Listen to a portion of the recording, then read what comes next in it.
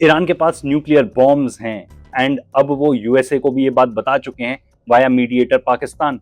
And ये बात Larry Johnson and पेपे Escobar दोनों बता रहे हैं। ईरान के प्रेसिडेंट पेजेश्कियान ने पाकिस्तान के प्राइम मिनिस्टर शहबाज शरीफ से बात की है एंड उनको ये बात बता दी है एंड जानबूझकर ऐसे बताई है कि जो अमेरिका की स्पाई एजेंसीज हैं एनएसए उनको भी इसके बारे में पता रहे बात। इन टर्न पाकिस्तान के जो फॉरेन मिनिस्टर है वो भी मार्को रूबियो को ये बात बता चुके हैं एंड उनका कहना है इसी वजह से वो ट्रंप जो कहता था मैं सिविलाइजेशन बर्बाद कर दूंगा, ये कर दूंगा, वो कर दूंगा, वो आज के डेट में हाथ जोड़कर बैठा है, रिस्पेक्टफुली ट्रीट कर रहा है, कह रहा है Islamic Republic of Iran. Trump Hezbollah से डायरेक्ट बातचीत कर रहा है एंड सिर्फ इतना ही नहीं, एक्सपर्ट्स का ये भी मानना है कि एनपीटी से भी विड्रॉ कर जाएगा ईरान, जो बेसिकली है nuclear non proliferation treaty. And इसके बियॉन्ड जाकर एक टेस्ट एक्सप्लोजन भी करने वाला है ईरान।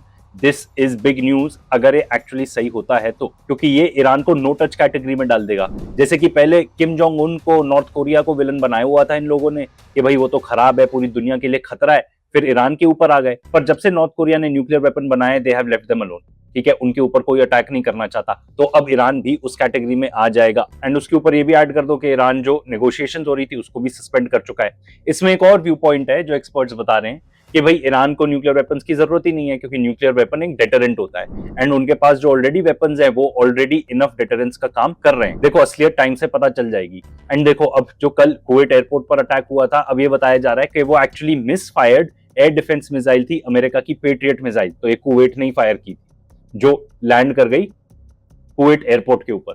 बट एनीवेज आज का मेन सवाल तो ये उठता है कि क्या हमें चिंतित होना चाहिए कि ईरान के पास भी एक न्यूक्लियर वेपन आ गया है या आ सकता है? मैं तो कहता हूं बिल्कुल भी नहीं। And I will give you a very simple reason why. Iran ने कभी भी किसी कंट्री को जाके फालतू का इन्वेड ही नहीं किया, जैसे अमेरिकन और इजरायलीज करते रहते हैं। इनके पास न्यूक्लियर वेपन्स है एंड अमेरिका ने ही सबसे पहले न्यूक्लियर वेपन यूज किया है, the only country to use.